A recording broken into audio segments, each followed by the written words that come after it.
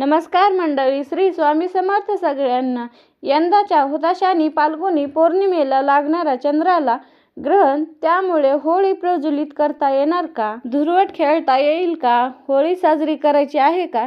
त्याचबरोबर हे चंद्रग्रहण होळीच्या दिवशी आलेले आहे की धुलिवंदनाच्या दिवशी आलेले आहे? या चंद्रग्रहणाचे वेध आपल्याला कधीपासून पाळायचे आहेत? कारण हे चंद्रग्रहण भारतामध्ये दिसणार आहे आणि गर्भवती महिला, लहान मूल, ज्येष्ठ मंडळी यांनी वेदाती नियम कधीपासून पाळायचे आहे? कारण आपल्यासाठी आणि त्यांच्यासाठी वेगळा टायमिंग असतो। त्याचबरोबर चंद्रग्रहणाचा स्पर्श, चंद्रग्रहणाचा मोक्ष आणि ग्रहणाचा पुण्यकाळ सुद्धा मी तुमच्यासोबत शेअर करणार आहे। होळी, धुलिवंदन आणि चंद्रग्रहण याबद्दल संपूर्ण माहिती या एकाच व्हिडिओमध्ये तुम्हाला मिळून जाईल, त्यामुळे व्हिडिओ स्किप न करता शेवटपर्यंत नक्की पहा।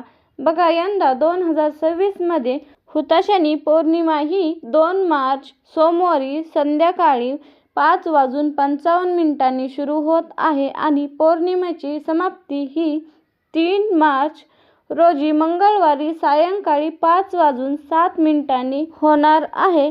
आता सर्वात महत्त्वाचा प्रश्न की होलिका दहन नेमकं आपल्याला कधी करायचं आहे? तर 2 मार्च 2026 सोमवारी सायंकाळी प्रदोष काळामध्ये आपल्याला होलिका दहन करायचं आहे। म्हणजे संध्याकाळी आपण होळी पेटवू शकतो। तसेच आपल्याला पौर्णिमेचा सत्यनारायणाची पूजा ही 2 तारखेला संध्याकाळी प्रदोष काळामध्ये करायची आहे। आता तुमच्या मनामध्ये इथे एक प्रश्न येईल की 2 मार्च रोजी सायंकाळी 5:55 हुताशनी पौर्णिमा सुरू होत आहे आणि 3 मार्चला सायंकाळी 5:07 संपत आहे, तर खऱ्या अर्थाने होळी ही आपण उदयतिथीनुसार मंगळवारी 3 मार्चला साजरी करायला हवी। मग आपण 2 मार्चला का साजरी करत आहोत? तर तुमच्या या प्रश्नाचं उत्तर सुद्धा आता मी तुम्हाला देते। कारण 3 मार्च रोजी प्रदोष काळ सुरू होण्यापूर्वीच हुताशनी पौर्णिमेची जी तिथी आहे ती समाप्त होत आहे। म्हणून धर्म सिंधू या ग्रंथातील वाचनानुसार होलिका दहन हे आपल्याला 2 मार्च रोजी सोमवारी प्रदोष काळामध्ये करायचं आहे। आणि चंद्रग्रहणाचा होलिका दहनासाठी कोणताही अडथळा येणार नाही, कारण चंद्रग्रहण जे आहे ते 3 मार्च रोजी मंगळवारी असणार आहे आणि याच दिवशी धुलिवंदन आहे। मात्र 3 मार्चला धुलिवंदनाला मात्र नक्की ग्रहणाचा परिणाम दिसेल तो असा की ग्रहण संपल्याशिवाय आपल्याला धुरवट खेळता येणार नाही। म्हणजे धुलिवंदनाच्या दिवशी चंद्रग्रहण आलेलं आहे। होळीचा आणि चंद्रग्रहणाचा काहीही संबंध नाहीये। हे चंद्रग्रहण भारतात दिसणार आहे, त्यामुळे आपल्याला या ग्रहणाचे सगळे वेदाती नियम देखील पाळायचे आहेत। ज्योतिषशास्त्रानुसार चंद्रग्रहणाचा सूतक काळ खूप महत्त्वाचा असतो। वर्षातील हे पहिले चंद्रग्रहण भारतामध्ये दिसणार असल्यामुळे त्याचा सूतक काळ सुद्धा लागू होईल। चंद्रग्रहण सुरू होण्याच्या 9 तास आधी सूतक काळ सुरू होतोय। ज्योतिष आणि धार्मिक मान्यतेनुसार या सूतक काळामध्ये कोणतेही शुभ कार्य करणे टाळायचे असते। सूतक काळ 3 मार्च रोजी मंगळवारी सकाळी 6:20 सुरू होईल आणि संध्याकाळी तो 6:46 पर्यंत असेल। बघा, या दिवशी दुपारी 3:20 ही वेळ ग्रहणाच्या स्पर्शाची वेळ असेल। सायंकाळी 4:34 या चंद्रग्रहणाची खग्रास अवस्था सुरू होईल। या दिवशी सायंकाळी 5:03 हे ग्रहण मध्यवर येईल। त्यानंतर याच दिवशी सायंकाळी 5:33 चंद्रग्रहणाची फक्त खग्रास अवस्था संपेल। मात्र या चंद्रग्रहणाचा मोक्ष अर्थात संपूर्ण चंद्रग्रहण हे या दिवशी सायंकाळी 6:46 संपेल। आता गर्भवती महिला, वृद्ध मंडळी आणि लहान मुलांसाठी सूर्य उदयापासून हे नियम पाळण्याची गरज नाही.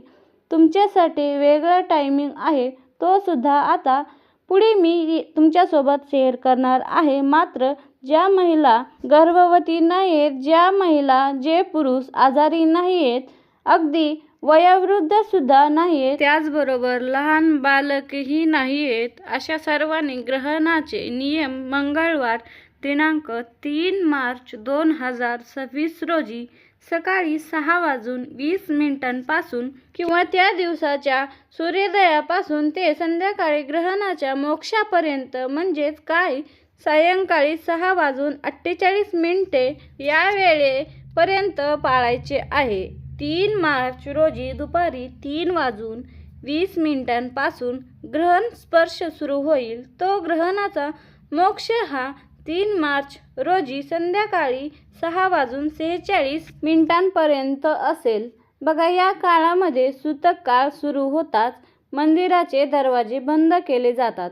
तसेच यावेळी नामजप आणि तपश्चर्या यांना विशेष महत्त्व आहे. त्यामुळे ग्रहणाच्या काळात किंवा सूतक काळामध्ये तुम्ही नामस्मरण करू शकतात. बघा, जी मंत्र स्तोत्र तुमची पाठ आहेत ती सुद्धा तुम्ही म्हणू शकता. तुम्ही जर गुरुमंत्र घेतलेला असेल तर त्या गुरुमंत्राचा जप सुद्धा तुम्ही या ग्रहण काळामध्ये करू शकतात. तुम्हाला जर एखादा मंत्र सिद्ध करायचा असेल तर तोही तुम्ही या ग्रहण काळामध्ये सुरू करू शकतात. किंवा जी मंत्र स्तोत्र तुम्हाला मोबाईलवर ऐकायला आवडतात तर तीही तुम्ही ऐकू शकतात. किंवा टीव्हीवर, मोबाईलवर घरात मंत्र स्तोत्र लावून ठेवा, म्हणजे सगळ्यांच्या ती कानी पडतील आणि आपल्या घरामध्ये मंत्र स्तोत्राचे जे ध्वनी आहेत, उच्चार आहेत ते पसरतील आणि त्यामुळे घरातील वातावरण सुद्धा सकारात्मकता राहील, प्रसन्न राहील. ग्रहण काळात आपण जे शिजवलेले अन्न आहेत, जे साठवलेले पाणी आहेत, त्या सर्वांवर तुळशी पात्र ठेवायचं आहे. गर्भवती महिलांनी, त्याचबरोबर आजारी वयोवृद्ध लोकांनी, लहान बालकांनी ग्रहणाचे नियम जे आहेत किंवा ग्रहणाचा जो काही वेदकाळ आहे तो सकाळी 11 वाजेपासून ग्रहण मोक्षापर्यंत पाळावा. म्हणजेच काय 3 मार्च 2026 रोजी मंगळवारी सकाळी 11 वाजेपासून ते सायंकाळी 6:46 पर्यंत नियम पाळले तरी चालेल. अशा वेळी या ग्रहण काळामध्ये गर्भवती महिलांनी एका जागेवर बसायचं आहे.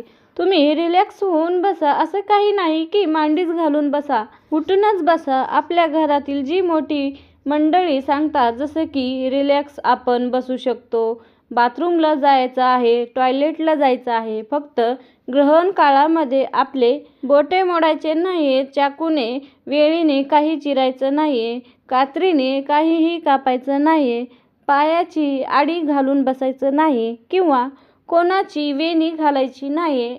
आपण स्वतः आपली वेणी घालायची नाहीये, केस विंचरायचे नाहीत, ग्रहण बघायचं नाही, झोपायचं नाही, या गोष्टी करायच्या. बाकी आपण घरामध्ये चक्रा मारू शकतो, फिरू शकतो, रिलॅक्स बसू शकतो. तुम्ही बेडरूमवर बसा.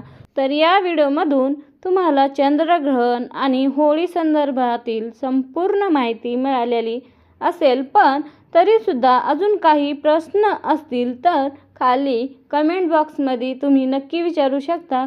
व्हिडिओ आवडला असेल तर व्हिडिओला नक्की लाईक करा आणि चॅनलवरती जर नवीन असाल तर आपल्या मराठी कपल या चॅनलला नक्की सबस्क्राईब करा.